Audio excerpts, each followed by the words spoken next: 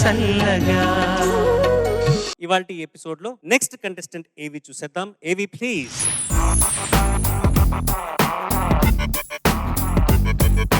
Hello అండి, అందరికీ నమస్తే. నేను మీ సింగర్ రేణు కుమార్.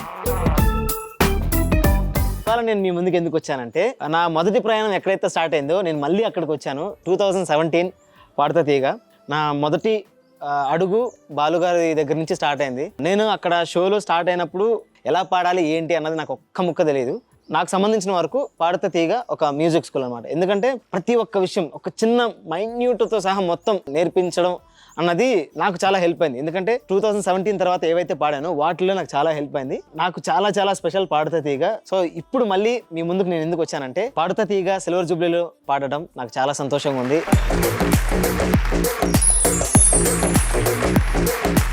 సార్, మీ అందరి అనుమతితో నేను ఒక చిన్న డైలాగ్ చెప్దాం అనుకుంటున్నాను సార్.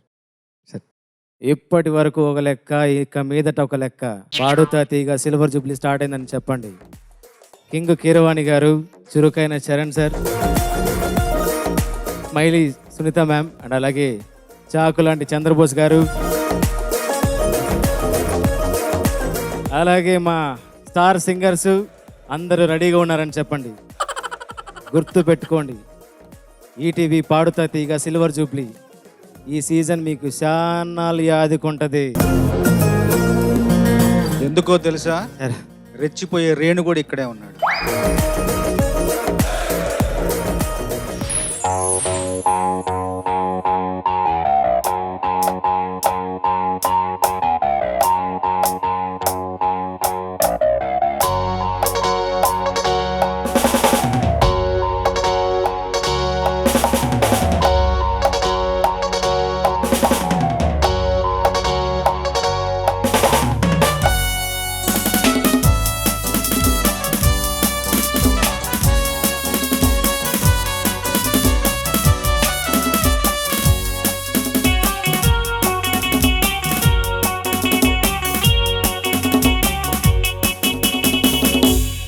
కుర్రాళ్ళు కుర్రాళ్ళు రెక్కి ఉన్నోళ్ళు, కళలే లేనోళ్ళు, కవించే సోగాళ్ళు.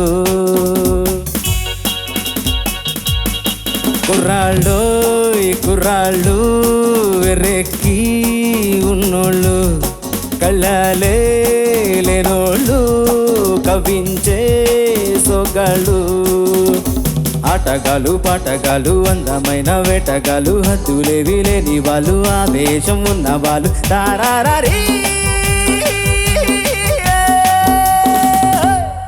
కుర్రాళ్ళు కుర్రాళ్ళు వెర్రెక్కి ఉన్నోళ్ళు, కళ్ళలే లేనోళ్ళు, కవించే సోగాళ్ళు.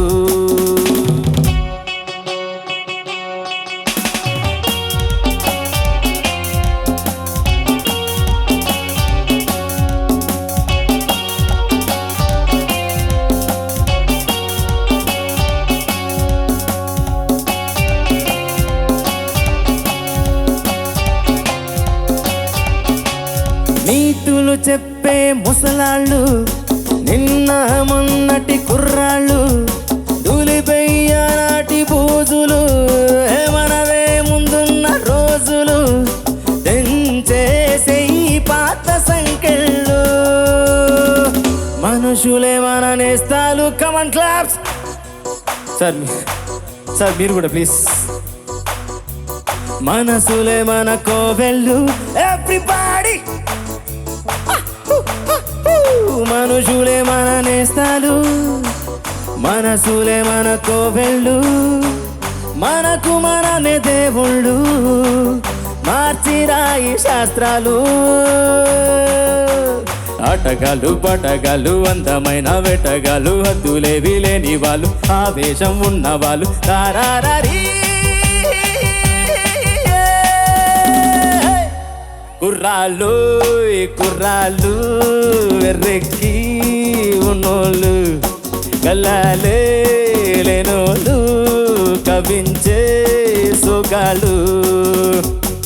Come on everybody, join together, come on!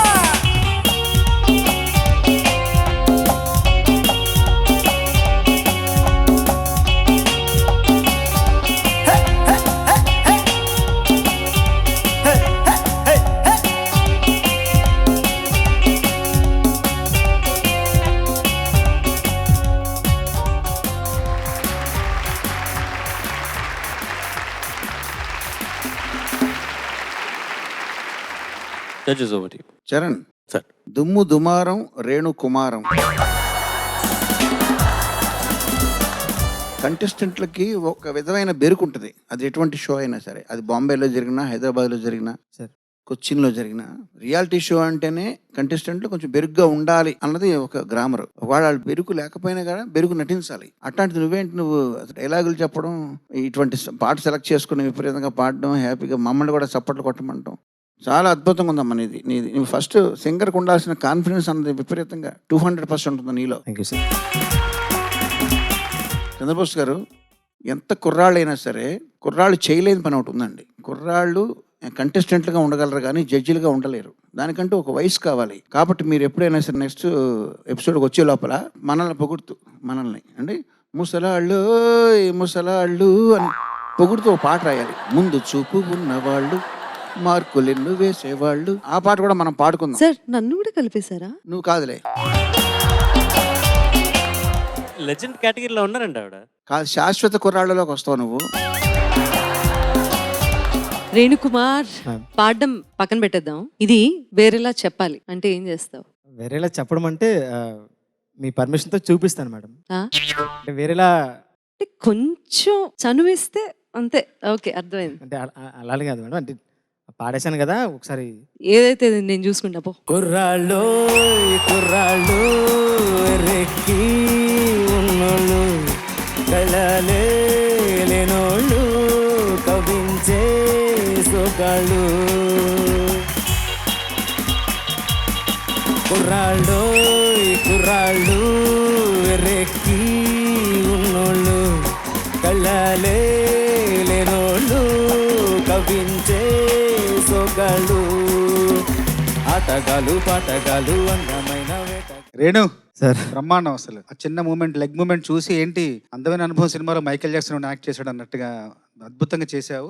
Thank you. నాకేమనిపించిందంటే అసలు ఈ పాట విడుదలైన సంవత్సరం 79లో విడుదలైంది ఈ సినిమా. అప్పటి నుండి చాలా వేదికల మీద చాలా మంది గాయకులు పాటలు పాడుతూనే ఉన్నారు. ఈ పాట అందరూ ముసలాళ్ళు అయిపోయారు కానీ ఈ పాట మాత్రం ఇంకా కుర్రగానే ఉంది. అంటే కుర్రవాడు అనిపించుకోవడానికి ఈ పాట ఖచ్చితంగా పాడాలి. కీరవాడు గారి దృష్టిలో పడ్డావు నువ్వు రేణు. సార్. రేణు కుమారం దుమ్ము దుమారం నీదే టుడే టుమారం, గుర్తుపెట్టుకో. Thank you so much.